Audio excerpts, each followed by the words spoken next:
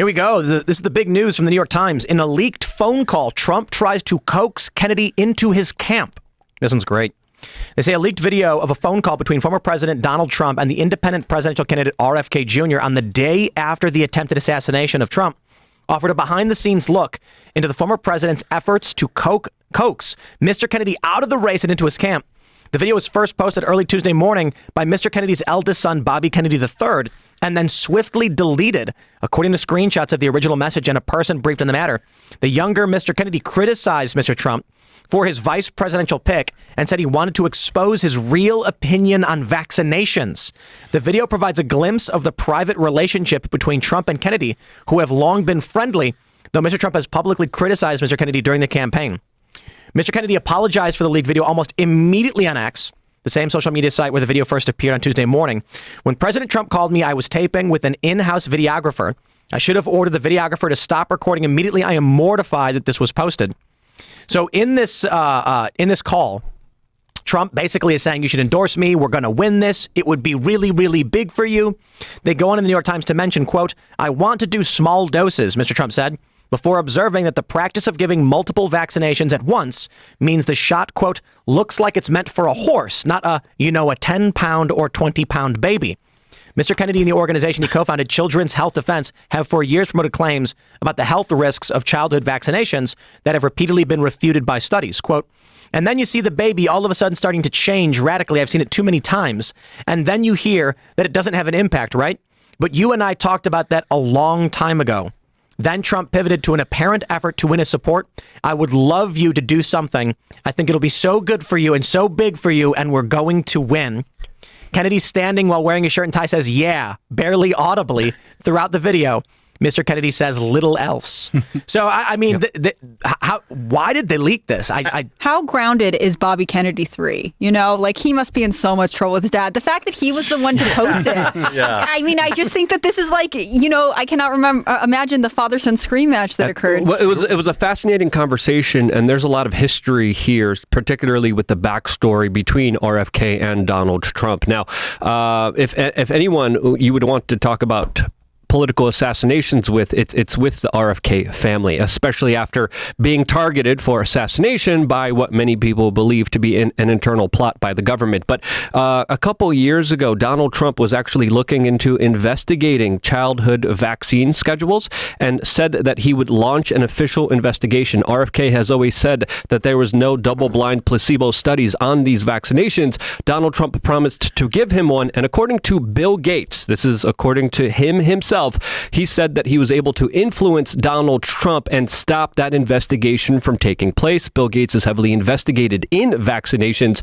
and this conversation was very eye-opening, and it could have been deliberately released in order to make people understand where Donald Trump stands on the vaccination issue, since I wouldn't be surprised if this was even an internal leak by Donald Trump himself to reassure people about his larger kind of vaccination stance. Well, I think we know that it was RFK Jr.'s kid who did post it and then quickly deleted it. Right? The screenshots show that he posted it. And he's commented on it. He said that was a mistake. But everyone knows. You post something, delete it, the internet remembers it forever. But so I just bring that up because the suggestion then would be Donald Trump and RFK, they knew it was going to happen. They wanted him to post it. And so it was basically what better way to make it look than an accident? Potentially. I'm just extrapolating here. It's like a soap opera plot for potentially. And I want to say one thing, Del Bigtree's done some great research on this. And, a lot of people, we can only say so much on YouTube about vaccines, but a lot of people blame vaccines for a lot of issues. But actually, the fact that men are having babies later, that is actually one of the reasons that there's a higher occurrence of autism. Did you know that?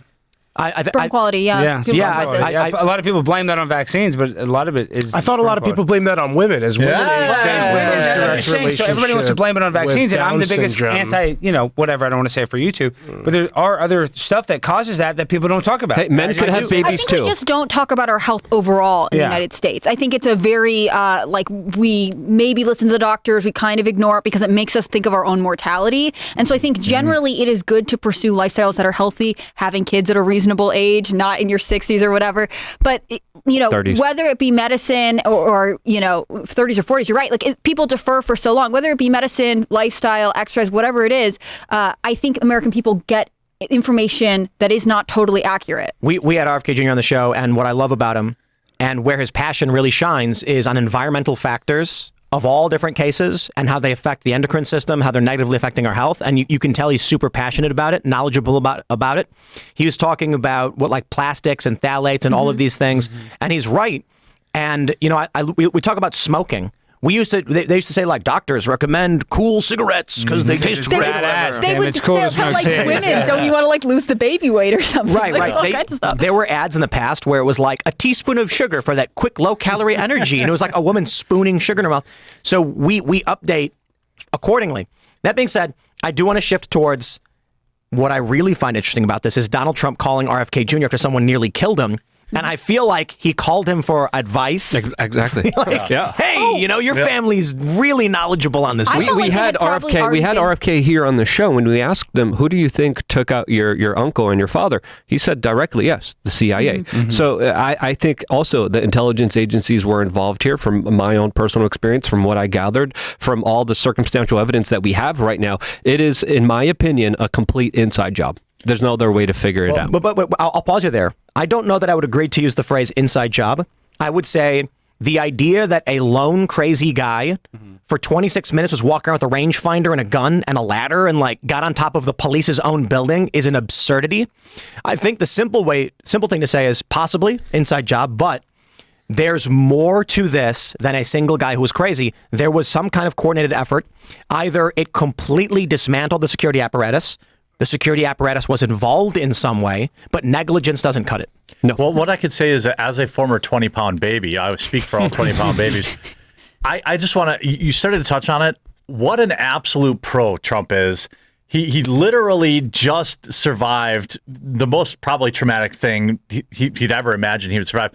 What's he doing next day? He's like, hey, man. We need an endorsement. He's right on the job. Right. And I really felt like that call was an indication that he was sort of like, you should endorse me. Maybe there's a cabinet position in it for you. Yeah. Like, he is the art of the deal to the bone. You cannot stop him. And it's fascinating because Kennedy, you know, he had spoken out in support of Trump in the days after. And I think that there is a coalition forming right now of voters who are like, well, we would like to see some partnership, some work between Trump and Kennedy in the future. They know Kennedy is a long shot candidate anyways. But again, his area of expertise is interest in the environment and health and the way medicine and the products we're using are affecting people is genuine. And I think Trump can see that is something that American voters really want more of. Some other context to think about here. This wasn't a short phone call. We saw a little bit, a snippet of it, but this was a multi-hour phone call between him and RFK. Not just discussing vaccines. They probably discussed the intelligence agencies. They probably discussed conspiracies. I'm surprised they didn't do this phone call in a pool in an underground bunker with a Faraday cage all around them, because this was a call that the intel agencies probably were listening into and getting a lot of data out of. But the extent of it, how long it was, really does say that these guys have a lot more in common than we know about. I think this also tells to a fascinating political strategy that the Trump campaign is working on, because if they want RFK Jr. to drop out and endorse them, then that means they think that he takes more from them than he would from Joe Biden. Otherwise, you would want to keep him in the race. I don't know that I agree with that. Bear that out. I mean, there was just a poll done recently that said, you know, this is the Texas Senate race, right? So they're comparing Ted Cruz to the Democratic challenger, and they're saying that the majority of people who plan to support RFK also plan to vote for Biden. I mean, yes, they want to vote for the Democratic candidate in Texas. They will also vote for RFK. Like there are Democrats lining up behind RFK in a way that I think Trump supporters are not, especially in the wake of this weekend. But I don't agree with that. The math doesn't necessarily line up, right? If RFK is pulling, let's say, 3% from Trump and 6% from Joe Biden, then if Donald Trump gained those 3 points, it would effectively neutralize. I don't think so. If Trump's won. This is not even an argument. Trump has won. There's nothing right now. I agree. He doesn't need to play politics. He doesn't need to play by the rules. He doesn't need to pander. He doesn't need to do all these diversity work quotas. He doesn't need to do that. He doesn't need all that. I want to disagree, and I just want to say this. It's like, Do you think Trump is that proud of JD Vance as his vice president? You think he really likes that pick that much? You think he is that proud? Is that a Ferrari in the garage? No, like, I think it is. This is my Ferrari. I think it is a big deal because, I mean, I made this point last night. You don't think RFK would be a better candidate? No, I don't. God, I no. think that the importance of hillbilly elegy in the minds of American voters on the left and the right cannot be understated. I mean, the way that we talked about the fact that people knew about Trump from The Apprentice, so they didn't see him necessarily as a politician first. They saw him as someone who entertained and talked in this rough way.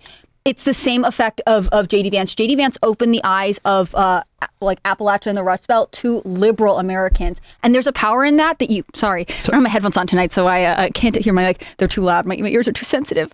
But JD Vance really opened up this part of America to the liberal elite in a way that no one else could. And I think that's one of the strategic reasons that this moment is why he is good. If he stays in the Senate for too long, that momentum of hillbilly elegy falls apart and is behind him. But he talks when you smack turn about your head, but your audio. I need to stop gesticulating so wildly. I just need to be very still. But he did, make fun of Trump in 2016 pretty badly. That's it. He's Sure, but disqualified. Trump- No, He I'm was not saying also- that. Everybody can change their mind. Trump endorsed him in 2022. But why for the not a guy Senate like race. General Flynn, a real pimp on a blam, like somebody He who's was also supportive of the vaccine as well. I think that there are a lot of really interesting people in the U.S. who could have made a great vice president, but I understand the rationale behind JD Vance. I think JD Vance is Trump's play to secure Wisconsin, Michigan, and Ohio, where he's weakest. That's what I think too. I don't think he needs it. I think he's won the election. I think it's clear. I think Tucker Carlson called it. He says it's clear right now after what happened, after he stood up, after he said fight, that's enough for everyone to vote for. Look what happened in Reagan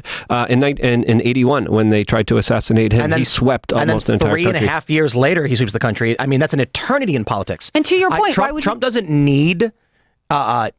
So Trump should not just lay down now and say, that's it, I've won. That's ridiculous. JD Vance plays really well in Wisconsin, Michigan, and Ohio. That's why he wants him on the ticket, because when you look at the polling data, he won Pennsylvania. Right now, Pennsylvania is going Trump, especially after what happened. It's leaning Republican in Nevada, Arizona, Georgia, North Carolina. I mean, Trump's securing these locations, but Wisconsin and Michigan are still toss-ups in the polling data. I don't think that's fair, because the internal polling data that got leaked shows it's the apocalypse for Biden based on his broken brain alone. Mm-hmm. But Trump is saying, we don't just stop now. Now that everyone said, I can't lose, this is when you yell charge. Mm-hmm. You pick JD Vance, you win the Rust Belt. Can I make a plea to the voters out there? I love all the Trump won stuff. I'm not like this.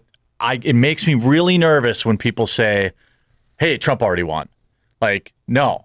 He's still going to take a Herculean effort for him to win in November. So I get nervous when I see all this. It's over. I'm not like going after you, Luke. I'm just saying, like, I see it in the headlines, right? It makes me nervous because people get complacent. Just remember, here's what I'll ask people to remember. Remember 2016 when everybody said Hillary had it and it was going to be a landslide? Oh, yeah. And then it didn't happen. So, like, people still need to get out and vote, and they need to tell their friends to vote, and they need to bring their cousins and everybody else. Because we're not just up against an argument. This was the mistake Republicans made in 2020. They said Donald Trump won the argument. He had 3 great years. They lied about all of these things. COVID is bad. I'm not going to blame him for all of it. But we want Trump to win. And here's the argument we've presented.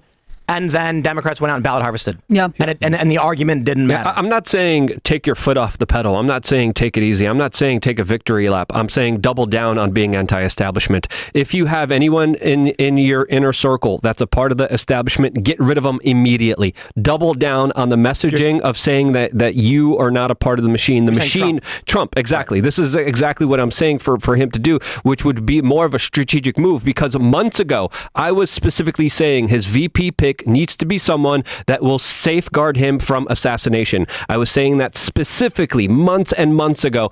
And to me, this was an okay pick. It wasn't the best pick, but he could have safeguarded himself in a more secure way by picking someone that's way more of an anti-establishment figure that would have scared the intel agencies from taking him out in the future. I don't think Trump is safe with this pick, personally, myself. Thanks for watching this clip from Timcast IRL. Make sure to check out the live show Monday through Friday at 8 p.m. on this channel. Subscribe and we'll see you all there.